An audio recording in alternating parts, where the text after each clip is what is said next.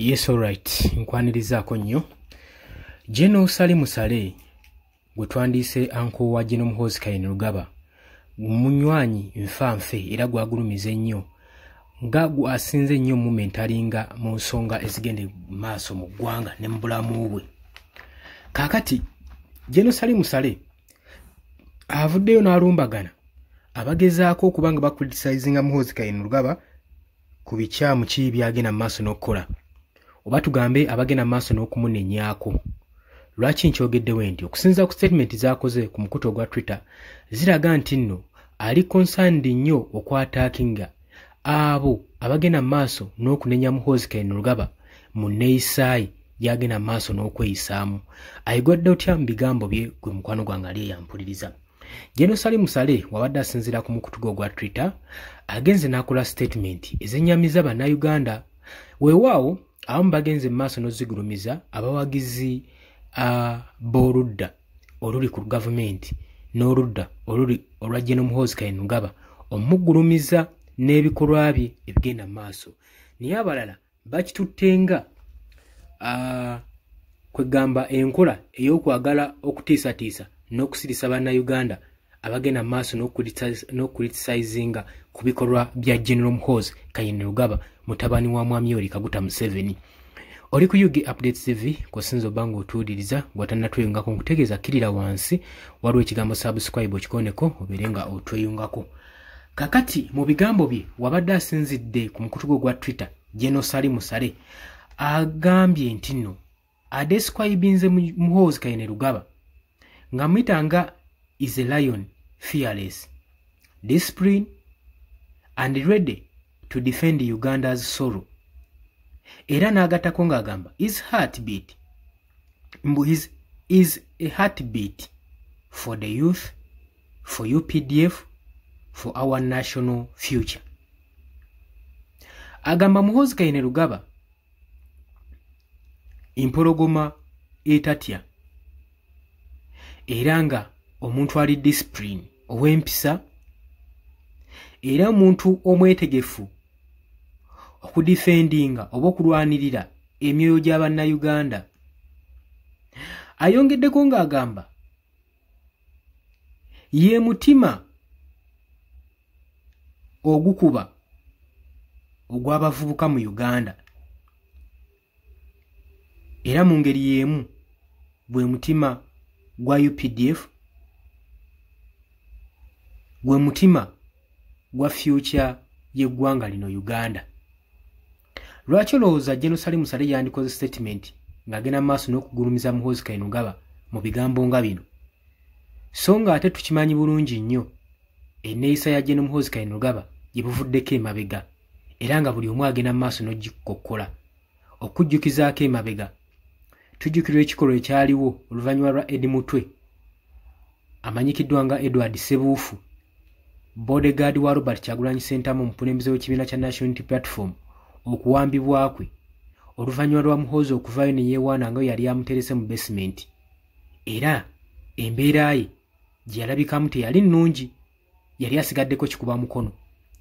Kati bino ebigambo biba bikulaga engeri General Salim Saleh gy'ayagala okusiigira bannayuganda ekifaananyi kya General Muhoozi Kainerugaba newankubadde bannayuganda si kye kifaananyi kye bamulabamu.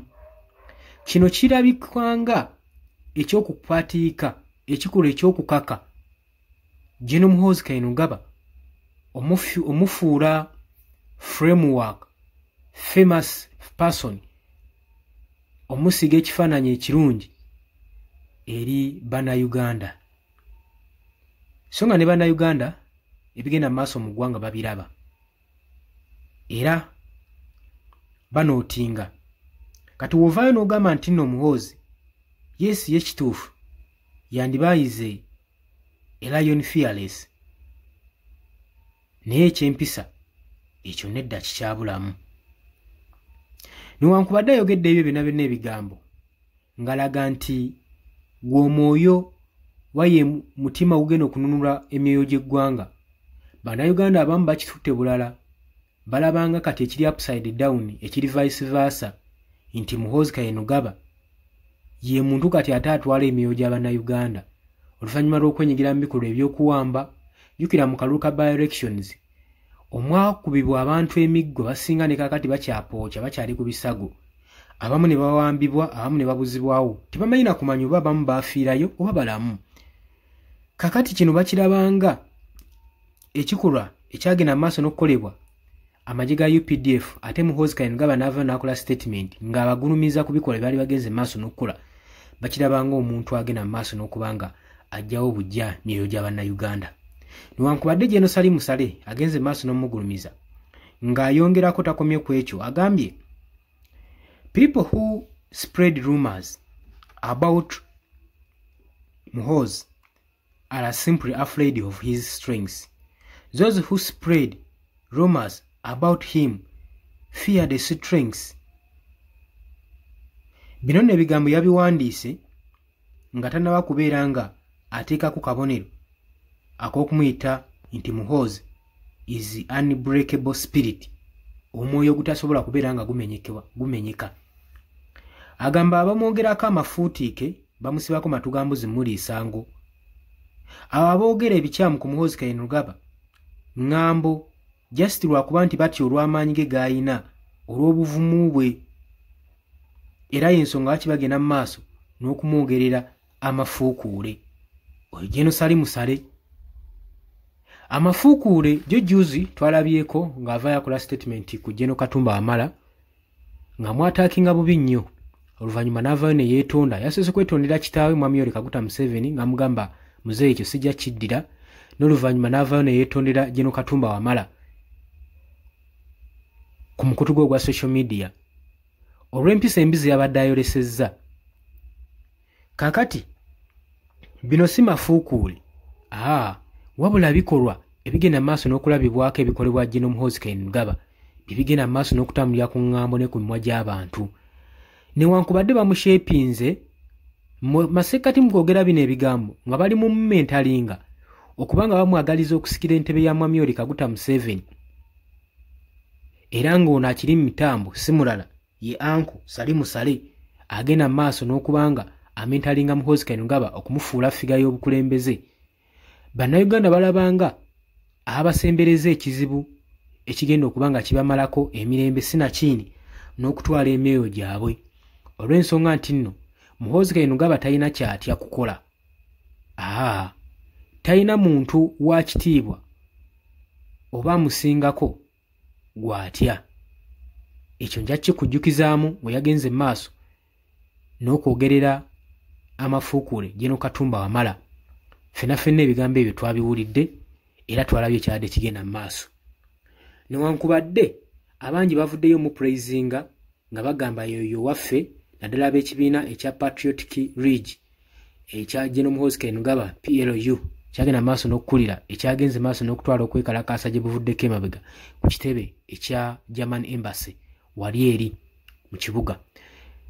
Ebyo byonna byalabiseewo, naye ebigambo bya General Salim Saleh bangi babikubyemu ebituli nga bagamba nti okujjako nga toli mu ggwanga era nga tomanyi kigenda maaso mu ggwanga n'ebikolwa ebya General Muhoozi Kainerugaba, wabula abamu bo babirabanga bino ebigambo ebyagala okutiisatiisa Bannayuganda okusobola okulaba nga babasirisa ku ebyo ebigenda mu maaso wakati mu ggwanga, wakati nga General Muhoozi Kainerugaba agenda mu maaso n'okwenyigira mu bikolwa eby'ettabbu ebigenda mu maaso n'okuttattana ekitiibwa ky'eggwanga Uganda, saako okutiisatiisa ba diplomatic amawanga ag'ebweru, amawanga Uganda gerinako diplomatic ties nago, ako gonna geekukola Muhoozi Kainerugaba.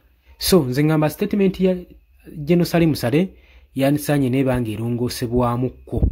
Singa baagala General Muhoozi Kainerugaba kubeera figa eyo, then bakimumaking okubeera ye kennyini yayinono kyofuula.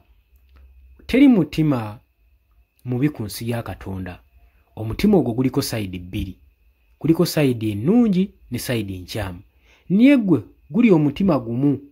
Teri muntu alina mitima ebiri teri gwe bakyusa mutima, wabula kiri gy'oli ku mutima gwo gw'okugamba nti no sayidi kijogenda presenting eri abantu, ogenda kupresentinga sayidi nkyamu oba sayidi ennungi.